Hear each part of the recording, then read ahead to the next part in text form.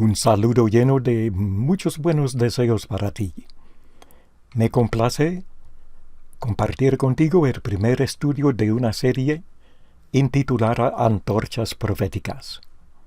Antorchas proféticas. Estas arrojan mucha luz, entiendo, sobre los temas de fe, dudas e incredulidad, problemáticos para muchos seres humanos. En los entornos religiosos espirituales de nuestro mundo hay profecías auténticas, cumplidas, pendientes a cumplirse, y también muchas falsas profecías en el mundo de hoy. En cuanto a la fe, distintas clases se disciernen. Por ejemplo, la fe genuina, la distorsionada, la pretendida, la ciega, la débil, la muerta, la acomodaticia. Referente a dudas, observamos que el desconocimiento por falta de interés y estudios engendra muchas dudas, que cuestionamientos dejados sin resolver bien pueden debilitar, aún matar a cualquier fe, y que conceptos y prejuicios negativos sobre la religión en general son el semillero no solo de muchísimas dudas, sino además del puro ateísmo.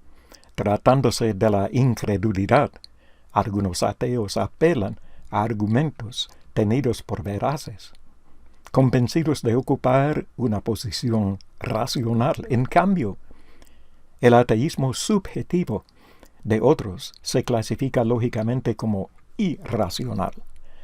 A la incredulidad meramente burlona le falta por naturaleza toda credibilidad.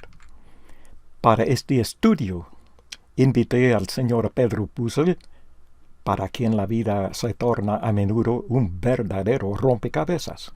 Sus dilemas de mente y espíritu los he confrontado también una y otra vez a través de los años de mi juventud y adultez sobre la faz de este extraordinario planeta azul, Tierra, del sistema solar, de la galaxia Vía Láctea.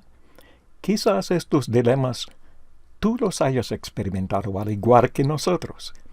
Encarecidamente te pido, y al señor Puzzle, no rechazar mi invitación al estudio de antorchas proféticas a causa del énfasis principal precisamente sobre profecías.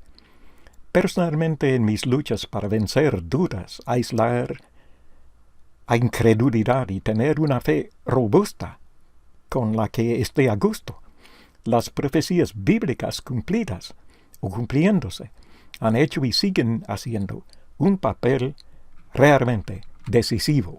Aclaro las bíblicas y no las halladas en otros libros, como tampoco las que emiten infinidad de autonombrados profetas y profetisas de actualidad. A 5 kilómetros de la empresa donde trabaja Pedro, hay un espacioso campo fértil donde siembran trigo.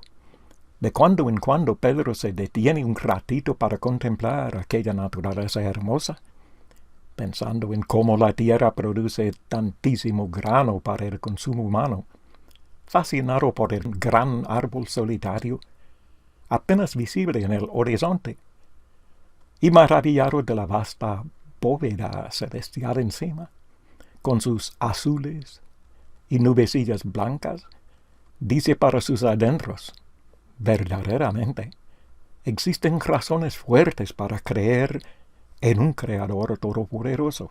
En la imagen a la derecha que Pedro Puzzle tiene de sí mismo, él visualiza una enorme galaxia, proyectándola en su imaginación, en los cielos arriba del árbol, y su fe crece aún más. Sin embargo, en otras ocasiones, como en la imagen de sí mismo a la izquierda, frente a más o menos la misma escena, pocas piezas del rompecabezas de su vida permanecen unidas. Cruzan por su mente visiones del hambre que sufren multitudes de hombres y mujeres, especialmente niños, visiones de las injusticias de la vida, de terribles enfermedades que conducen a la muerte segura, de violentísimas tormentas que destruyen cultivos, bosques, edificios, casas y vidas, se llenan su mente y espíritu de tinieblas. Dudas le agobian y su fe se la llevan los vientos. En el centro, Pedro se proyecta como quisiera ser, con el rompecabezas de la vida armada armoniosamente dentro de su cerebro. Toda pieza en su lugar, todo ordenado, cero dilemas, conflictos, dudas, paz y tranquilidad al máximo. ¡Qué delicia! Pero la imagen de él, cara a nosotros, representa su verdadero yo, su ego, su hombre interior, descubriendo por cierto un estado espantoso. Falta la parte superior. Vital para un ser íntegro, formado completamente, capaz de formular conclusiones correctas sobre grandes temas de la vida. Faltan muchos conocimientos claves. Para colmo, el propio Pedro Pucel ha confeccionado en su propio cerebro una parrilla de aros duros que obstruyen la entrada fácil de tales conocimientos. Aros tales como ideas o filosofías preconcebidas y endurecidas, prejuicios religiosos espirituales calcificados, resistencia viva a nueva información, inercia intelectual, razonamientos ilógicas, etc. Esta parrilla impide que caigan en su lugar muchas piezas del rompecabezas de la vida. En la imagen de la cabeza destapada, una sola pieza reluciente descansa sobre la parrilla. Esta representa todo un grupo grande de piezas interconectadas relacionadas con profecías. Una pista importantísima aparece en la pieza clave de este grupo, a saber las palabras. Tenemos también la palabra profética más segura, a la cual hacéis bien en estar atentos como a una antorcha. Ahí el tema. Antorcha. Antorchas proféticas. Antorcha que alumbra en lugar oscuro, hasta que el día esclarezca y el lucero de la mañana salga en vuestros corazones. Querido amigo o amiga, don Pedro Pucel, consideran una profecía sobre la ciudad de Jerusalén cumplida 40 años después de proclamada. Corría el año 30 de la presente era cristiana cuando un hombre procedente de Nazaret, Galilea, salió un día del gran complejo del monte del templo en Jerusalén. De unos 33 años de edad, su presencia corporal no impresionaba, pues según la profecía en Isaías 53:2, no habría en él buen parecer, hermosura o atractivo físico. Se llamaba Jesús, nacido en Belén, Judea. Pese a su apariencia y humilde condición, tenía muchísimos seguidores, demostrando a menudo su excelso don de maestro por excelencia. Pues llegando Jesús y los que le acompañaban a un lugar desde donde podía contemplar el panorama impresionante de Jerusalén, uno de sus discípulos le dice, Maestro, mira qué piedras grandes, mira qué piedras y qué edificios. Jesús, respondiendo, le dijo, ¿ves estos grandes edificios? Días vendrán en que no quedará piedra sobre piedra que no sea destruida. No pasará esta generación hasta que todo esto acontezca. Grandes edificios, plural, observa el propio Jesús, y no uno solo ni pequeños. Esta es la profecía hecha por aquel profeta Jesús de Nazaret sobre la ciudad de Jerusalén en el año 30. El gran templo judío, con todos sus enormes patios y pórticos, sería destruido completamente antes de que pasara la generación vida en el año 30. Al fondo, una gráfica del templo judío, equivalente el alto de 15 pisos. Las figuras diminutas en uno de los patios representan a seres humanos. Grandes edificios Jesús y sus discípulos contemplaban. calles pavimentadas de la Jerusalén del año 30, techos de tejas, edificios comerciales, pórticos, plazas, mercados y urbanizaciones. Una población de aproximadamente 85,000. Identifiquemos algunos de los edificios. 2 torres para proteger al Palacio Grande de errores. Urbanizaciones, apartamentos y tiendas, pórticos, mercados, casas privadas, plazas, la gran fortaleza romana Antonia, con 4 enormes torres donde vivían los soldados romanos que protegían al templo. Pórticos del templo propio, del área del templo, el templo propio, patios del área del templo. No faltaba un teatro romano en la Jerusalén de aquel tiempo. Un pórtico tenía 45 metros de alto, 23 de largo y 100 metros de largo. Hacia el este era la orientación. No quedará piedra sobre piedra, dice Jesús. Esa es la profecía de él. No quedará piedra sobre piedra. Escogemos esta representación artística panorámica para resaltar la grandeza y belleza de Jerusalén en el siglo I, enfocando además el cumplimiento de la profecía de Jesucristo sobre la destrucción de aquella ciudad. Veamos esta profecía de aquel hombre de Galilea en el contexto de los entornos en medio de los que fue pronunciada. Jerusalén, en el año 30. El templo, subiendo humo del altar de los holocaustos. La fortaleza romana Antonia, patios y pórticos. La ciudad, todo el país de Israel habían estado bajo el dominio de los romanos desde el año 63 antes del nacimiento de Jesús de Nazaret. Herodes el Grande, cuyo reinado comenzó en el 37 a.C. y finalizó con su muerte en el 4 a.C., expandió notablemente el área del monte del templo, reedificó el templo propio y mandó a construir anchos patios con elegantes pórticos altos y espaciosos. Los romanos no querían destruir el magnífico templo de los judíos, tampoco la gran fortaleza de Antonia, albergue, como ya indicamos, de la guarnición romana que velaba por la seguridad de Jerusalén. Ni siquiera todos los judíos estaban opuestos fanáticamente a la presencia de gobernantes y soldados romanos en Jerusalén, formándose un buen número, el partido llamado Herodianos. Enorme construcción, la del monte del templo, ocupando 144,000 metros cuadrados. Enormes piedras, pesando hasta 600,000 toneladas. Profecía insólita de verdad. La de Jesús, cuando él dice, días vendrán en que no quedará piedra sobre piedra, que no sea destruida. Atreverse a profetizar la destrucción total de obras tan grandes, constantemente vigiladas por oficiales y soldados del poderoso imperio romano, solo lo haría algún profeta desquiciado.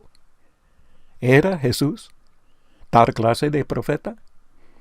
¿Qué piedras, observan los discípulos de Cristo, qué piedras de verdad?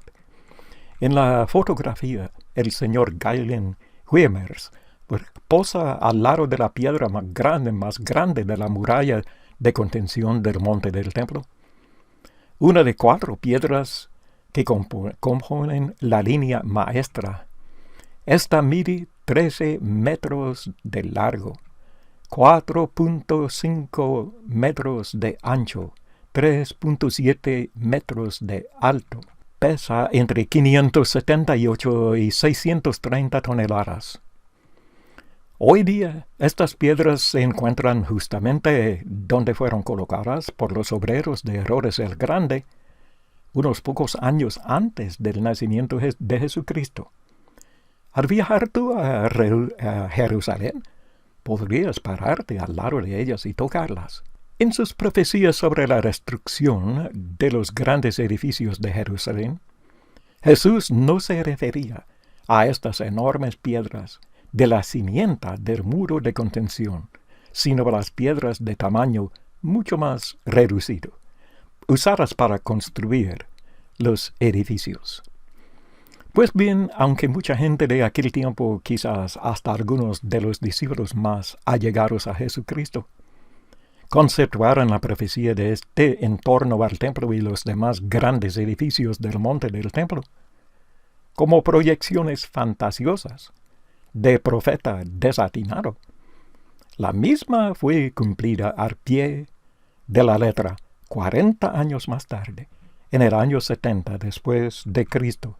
Evidencias empíricas que prueban su cumplimiento existen en el día de hoy, más de 1950 años después de los eventos. En esta fotografía, piedras de construcciones hechas sobre terrenos allanados del monte del templo yacen en el suelo donde cayeron hace 1950 años. El grueso muro todavía intacto fue levantado para agrandar el área plana del monte del templo. Este muro no formaba parte integral de ninguno de los edificios. La profecía no quedará piedra sobre piedra. No aplicaba, reiteramos, a este muro, sino a las construcciones encima de él.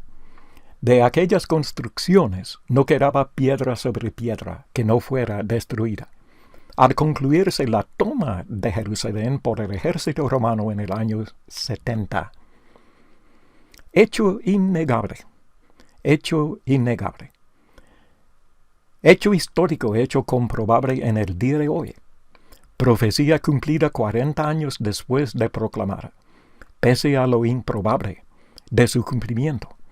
Amigo judío, amiga, tú que no recibes a Jesús de Nazaret como el Mesías anunciado por Isaías, Ezequiel y otros profetas de tiempos antiguos, ¿cómo respondes tú a este hecho inexpugnable? Amigo tú, de la raza gentil, amiga, que resistes creer en Jesús de Nazaret y seguir sus enseñanzas, ¿cómo respondes tú a este hecho? Considera todavía otra evidencia empírica, también existente en el presente, que prueba el cumplimiento de la profecía hecha por Jesucristo.